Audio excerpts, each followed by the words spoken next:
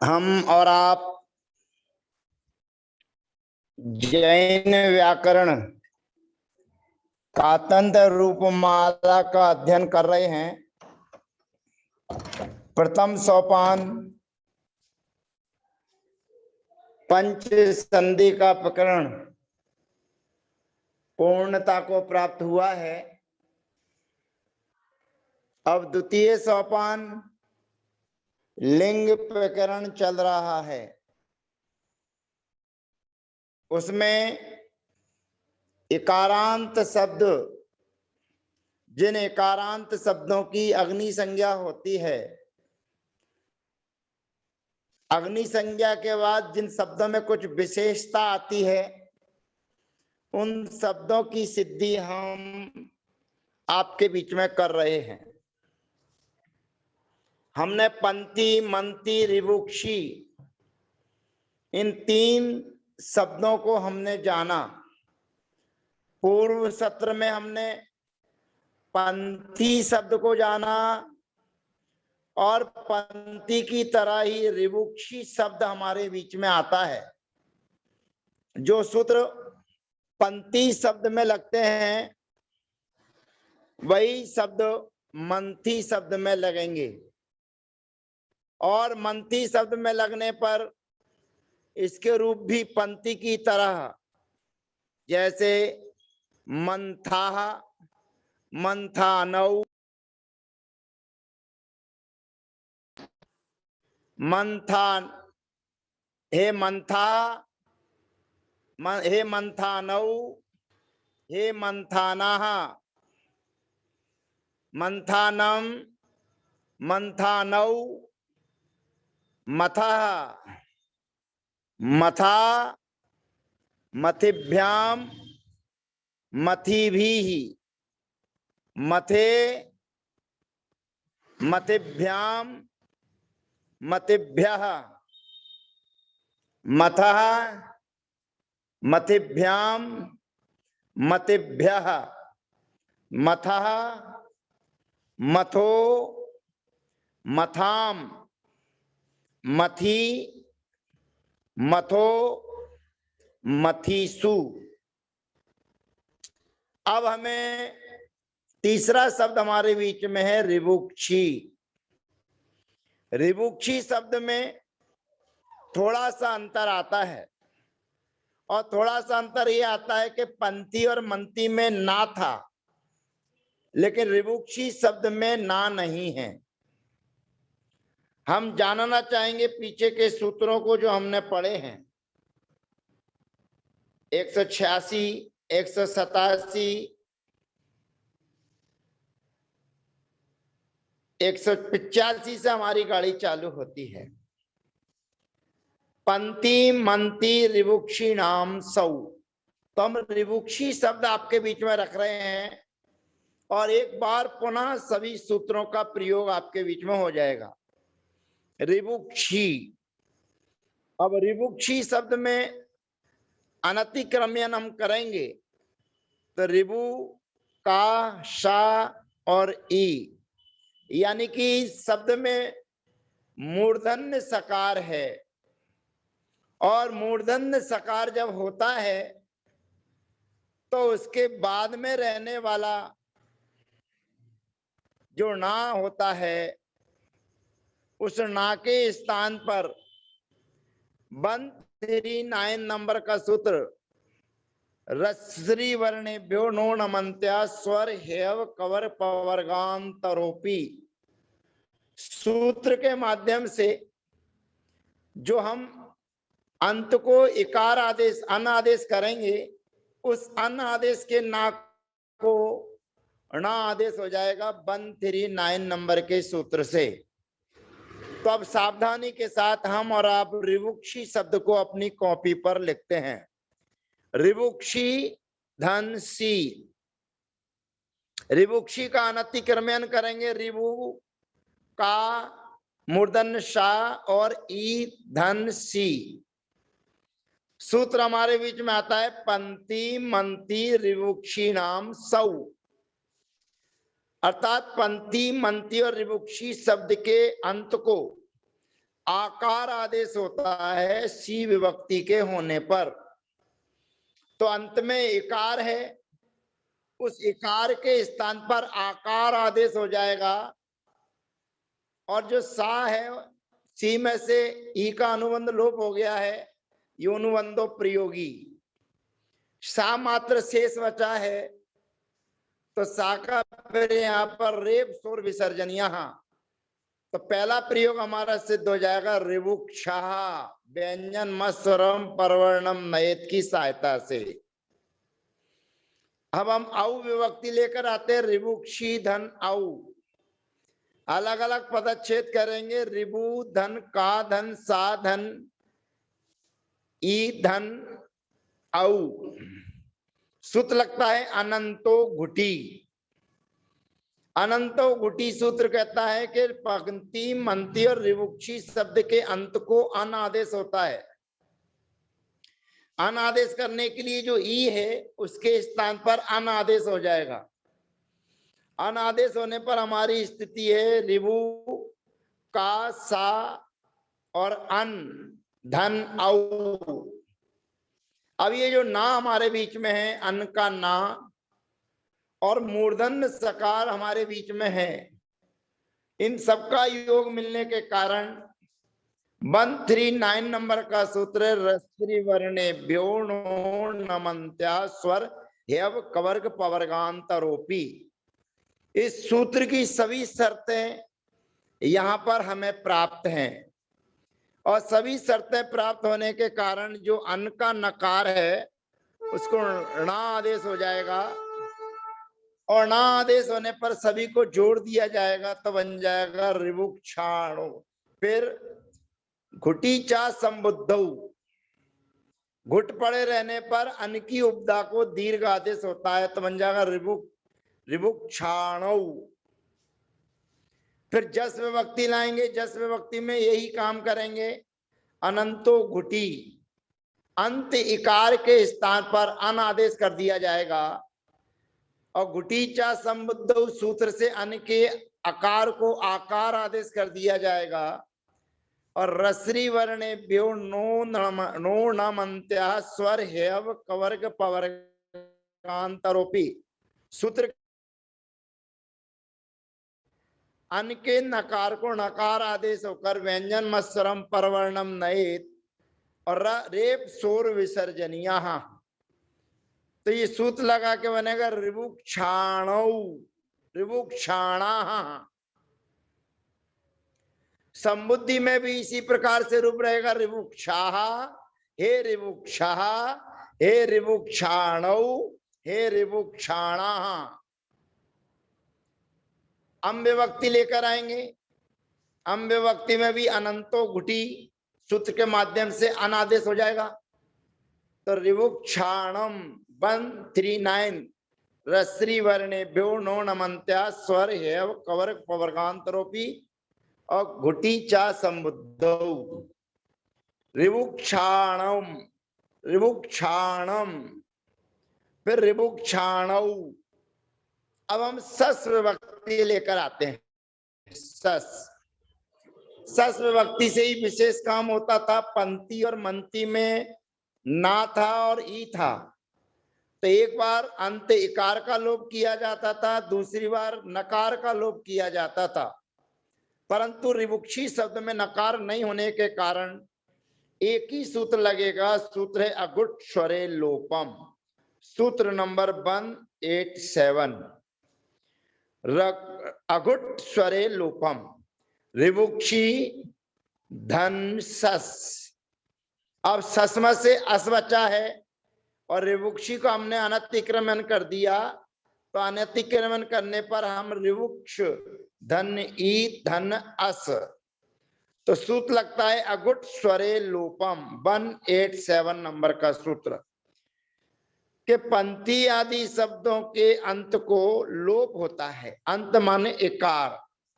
अब इकार का लोप हो जाएगा तो अब क्या स्थिति हमारी, ऋभुक्ष धन सस यानी कि अस, व्यंजन मत्सरम परवर्णम नयेत करेंगे और रेप सोर विसर्जनिया करेंगे तो हमारा प्रयोग बनेगा ऋभुक्षा। अब ये व्यंजने चेसाम नी, ये सूत्र इसलिए नहीं लगेगा क्योंकि नकार का भी लोग करता है, तो यहाँ पर नकार है ही नहीं है। पंक्ति मंती में तो था, लेकिन रिवुक्षी शब्द में ना नहीं है, तो इस सूत्र का उपयोग नहीं होगा। और जैसा शब्द है वैसे के साथ विभक्ति लग जाएगी। रिवुक्षी धन भ्याम अर्थात रिवुक्षी भ्याम, रिवुक्षी धन भी, रिवुक्षी भी, विस भी, रसकार रेप सोर विसर्जन। यहाँ फिर चतुर्थी टा विभक्ति लेकर आएंगे तो रिवुक्षा, फिर गे विभक्ति लाएंगे तो रिवुक्षे, रिवुक्षी भ्याम, रिवुक्षी भ्या।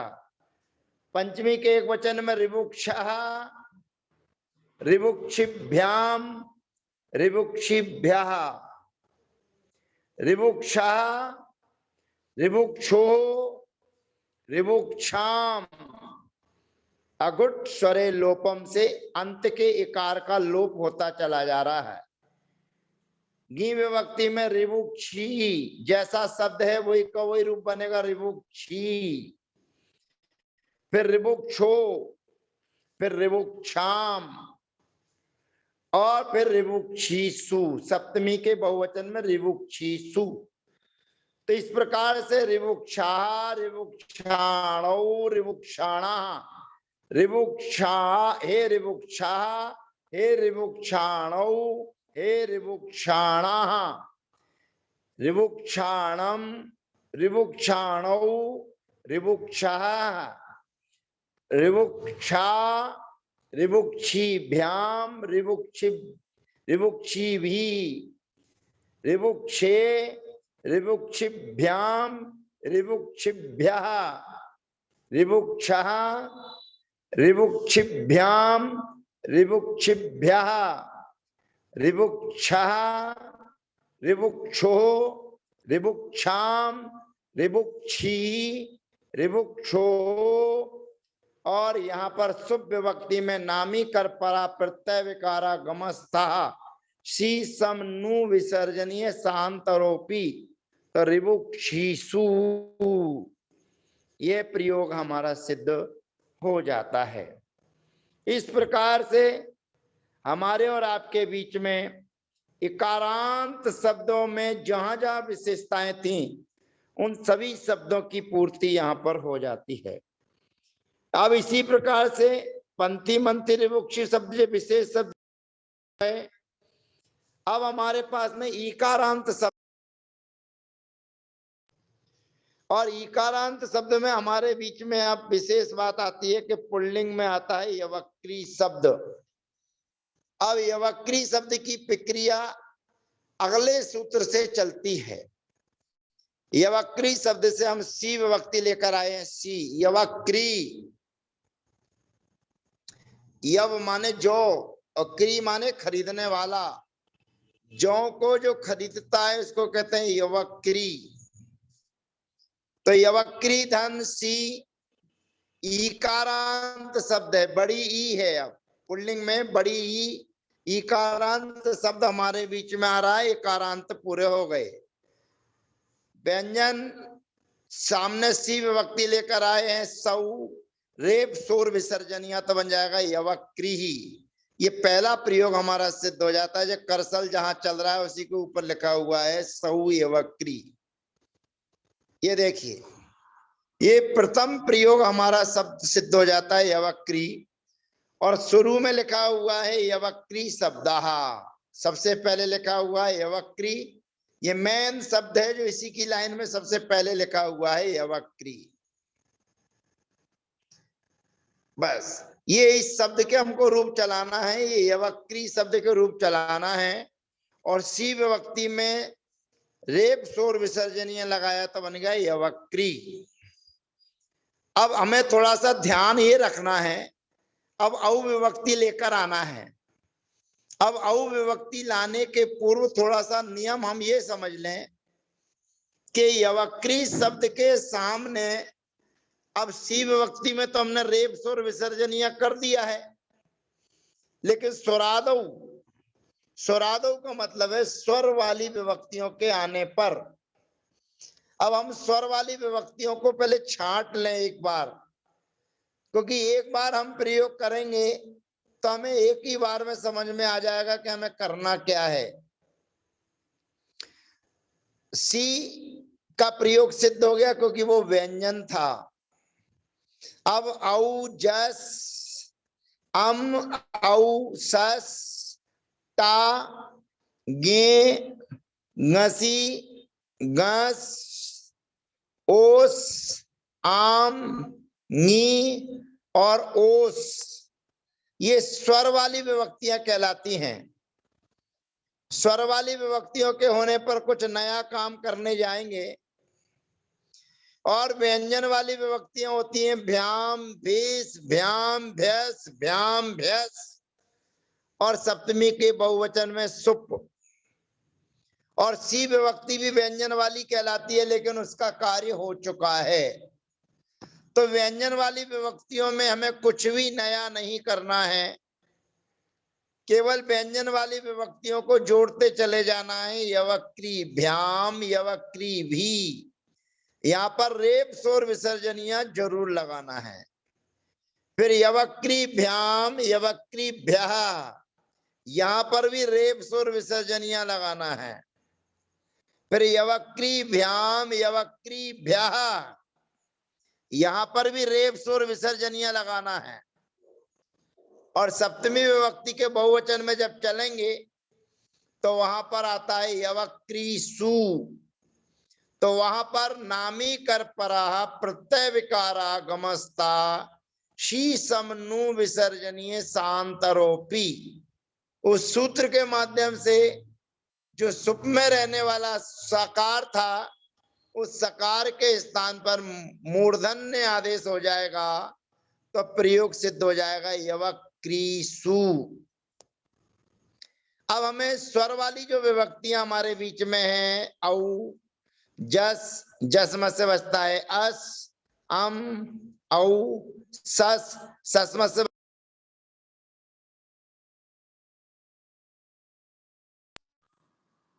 गेम से बचता है ए, और घसीम से बचता है अस, गसम से बचता है अस, और ओस आम नी, गीम से बचती है ई और ओस। ये स्वर वाली विभक्तियां हमारे बीच में आएंगी, और स्वर वाली विभक्तियों के आने पर हमें कुछ विशेष कार्य 189 नंबर के सूत्र से करना है, जिसकी चर्चा हम आपसे अगले सत्र में करेंगे। 189 नंबर का सूत्र जिसकी चर्चा हम अगले सत्र में आपके बीच में रखेंगे। अभी तो हमने यवक्री शब्द से जो व्यंजन वाली विभक्तियां हैं, जिनमें हमें कोई भी नया कार्य नहीं करना है, केवल विभक्तियों को जोड़ देना है, तो वो हमने 8 विभक्तियां थी। सी भ्याम भिस भ्याम भ्यस भ्याम भ्यस और सुप। सी विभक्ति लेकर आए थे तो हमने रेप स्वर विसर्जनीय कर लिया। भिस भैस विभक्ति लाएंगे तो रेप स्वर विसर्जनीय लगा देंगे, और सुप विभक्ति लाएंगे तो नामी कर पराह प्रत्यय विकारा गमस्ता सी समनु विसर्जनीय सांतरोपी। ये सूत्र लगाकर हम उसको मूर्धन्य सकार आदेश कर देंगे। अब औ जस आदि जो विभक्तियां लेकर आएंगे, उन विभक्तियों को लेकर आने पर हमारे बीच में 189 नंबर का सूत्र जो है, आज हम उसका उच्चारण आपको करके बताते हैं। शेष प्रक्रिया आपकी उसकी सूत्र की अगले सत्र में हम आपके बीच में रखेंगे। ई दू तो री उवौ स्वरे, ई दू तो री उवौ स्वरे। ईत माने इकारांत, ऊत माने उकारांत। इन शब्दों को ये और ओ आदेश होता है स्वर परे होने पर। बस एक ही सूत्र है, ईकारांत और उकारांत शब्दों को क्रमशः ये और ओ आदेश होता है स्वर के होने पर। सूत्र तो इतना ही कह रहा है, पर टीका कहती है धातो ईत ऊतो ई उवौ भवतः विभक्ति स्वरे परे। धातु संबंधी ईकार और उकार के स्थान पर ये और ओ आदेश होता है स्वर वाली विभक्ति के होने पर। तो इसमें जो जो चीजें बताई गई हैं उनका विस्तार बहुत जरूरी है, क्योंकि इकारांत शब्दों के लिए बहुत संक्षेप में सरल भाषा के द्वारा आचार्य भगवंत ने समझाने की कोशिश की है। तो हम भी चाहेंगे कि आपको सरल भाषा में और सरल करके एक ही बार में आपको इकारांत और उकारांत शब्दों का प्रयोग सहजता में आ जाए, क्योंकि लोग भटक जाते हैं।